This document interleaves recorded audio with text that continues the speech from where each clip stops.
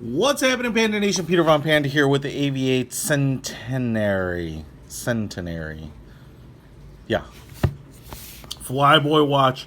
1920s right there, 1940s over there. Oh, there it says the 1980s, and I think there should be a 60s. Yep, right there. And then you can see like a British Air Force rondelle right there. Now, as I open up this box, I just want to give a shout out to, I believe this actually is owned by Aaron at the OFD channel. I'll put a link below. So I want to thank him for letting me borrow this, because this is a watch, unfortunately, that I do not own. As you know, I love showing you my watches, but I will be honest, you know, limited funds mean I can't own every watch that I want. And, you know, it is what it is. You know, that's kind of life. So, you know, we deal with what we're given. Anyway, comes in this like Cordura nylon covered box. This is quite a bit bigger than the other AVI-8 watches that I have seen in the past. And a couple snaps here, but it's pretty cool looking. And we have this like leather little patch on the top.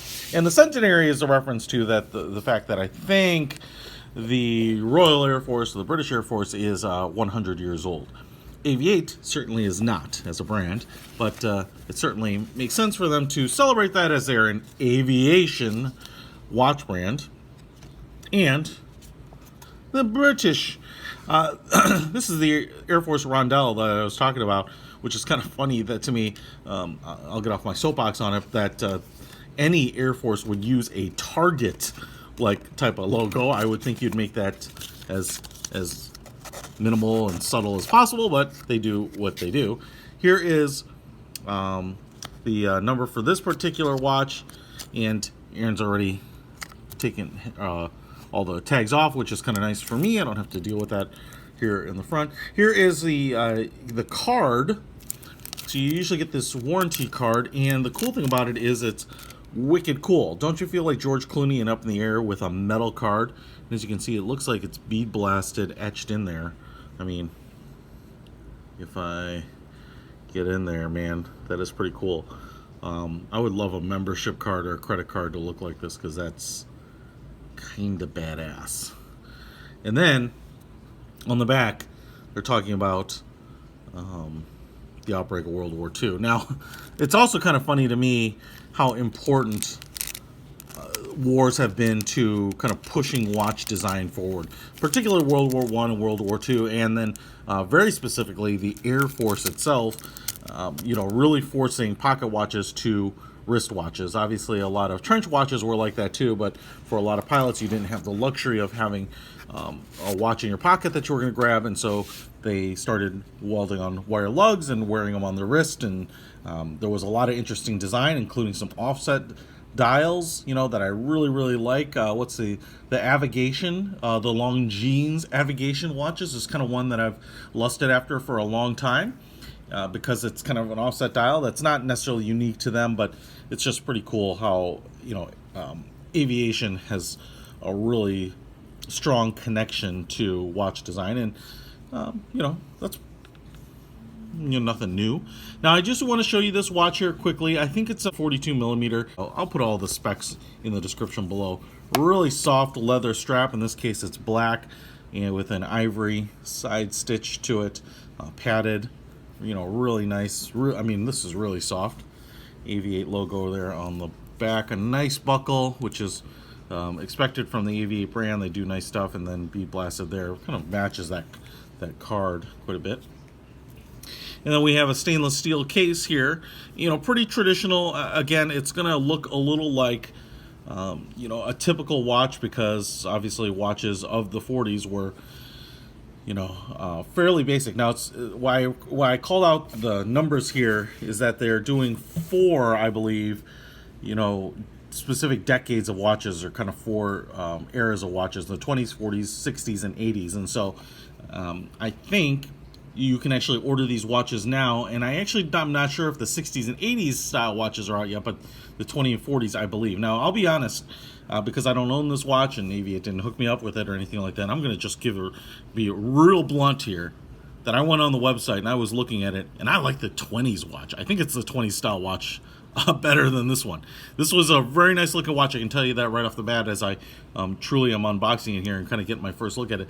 But the 20s watch on the website had really big hour numbers, kind of like the Glycine F104 limited edition, kind of much more vintagey, kind of big. They look like they're applied, they're thick, really three-dimensional, really look cool. Now this one does look cool too, but again, everything's a little toned down. It's got a little bit of like the ball, engineer, or yeah, the ball engineer kind of style, the simple brush look, and the kind of the simple flat angled bezel here. I actually love this dial and look. It actually kind of looks a little bit like the Hamilton, the Aviation inspired Hamiltons, but it's going to be much smaller and wearable. We have a big crown here, lots of knurling. Again, that roundel that I kind of bashed on before, but looks great on a crown, man. Look how, if I can get way into there, perfect. Just circles on circular things look pretty good usually. Nice grippy knurling on that, and then again you can wind without pulling it out, so I don't see any indication that this is water resistant, although I'm assuming maybe some splash resistance, but don't do that yet.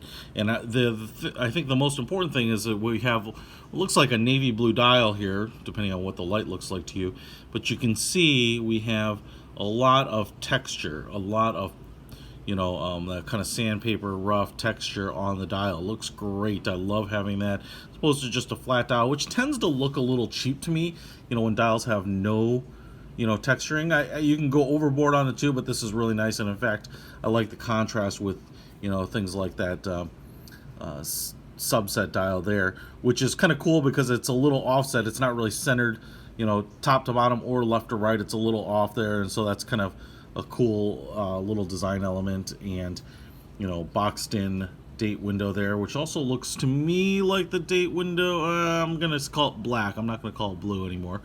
And then we have the minute markings, and that's really kind of what struck me as on the 5 and the 10 and some of the minutes over here struck me as that very Hamilton like. We've got a big arrow pip at the top and sword style hand, so we do have all kind of the telltale signs of an aviation style watch. And there's lume, as you can see here. Every part that's ivory, including the fill on the hands, is a very, very bright lume. I think Spinnaker and Aviator are in the same watch family, and all the watches that I've seen, even though I've only had maybe one or two on here before from AVI-8, and again they were all borrowed, I've always been really impressed with the lume they're using. So they either don't chintz out on the Super-LumiNova, or they really layer it on thick or whatever, but it always really works. And I like kind of the railroad circular outer ring there on the sub dial. Just kind of looks really nice, filled out. And like I said, I like watches with a lot of detail, and then it says Centenary on the back there. Now here in the back is where we will see kind of a very reliable Japanese Miyota movement.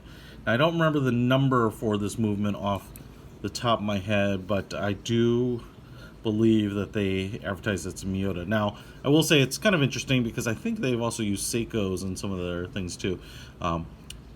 Obviously, everything here will probably be just as you expect. We do have an exhibition window here, but the only thing that it looks like it's customized here by Avi-8 is that the lobe here, which says Flyboy 21 jewels with roundel, and then it looks like we have I don't know, foil or printing on the glass itself. So that's pretty cool. You get that exhibition window on the back. But man, it's a really good looking watch. If I zoom out here and just go ahead and throw it on the wrist here quickly,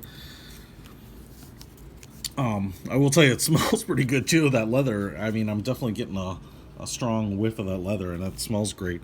And then again, like I said, these 40, kind of like on the a smidge over 40 millimeters, I think is just a really great all-round size for most people. I have like a 7+ inch wrist, and I don't mind going bigger, but for wearability and everything like that, like I said, for me 44 is my kind of preferred all-round, all-purpose size. But anything from 42 to 48 is kind of within my wheelhouse. But man, that's a great looking watch. That black and that navy blue really work. Sometimes those kind of clash a little bit, but man, that looks great. And that blue is just so deep, it kind of even sparkles and looks a little like black. And as you can see here, there's just a little bit of a domed crystal on the front, so we get just a little bit of that kind of distortion at the edge. But man, great looking watch, feels great, nice weight, and you know, it's something that's going to be a little more rare. Now I don't see that this is like a numbered limited edition anywhere, but this, I don't know if this is a reviewer's model, but anyway, I do think they are limited in that you're not going to be able to pick these up forever. So if it's a watch that you really are interested in, you know, I'd get it, especially, you know, when you have an opportunity to get kind of unique watches from a little bit of well, from a little bit, not on an off brand, but a kind of a lesser known brand. You know, it's kind of nice because not everyone, you know, it's not just getting the thing that everyone's got. So I like the fact that AVI-8's kind of a little bit on its own, but they've been around a while, so you know that they make a great, reliable watch. And then on top of it, I want to say that these watches are usually really, really good value. When I bought my Spinnaker Amalfi Coast limited edition, I think I paid like $300 for it, and so what a great deal in my opinion.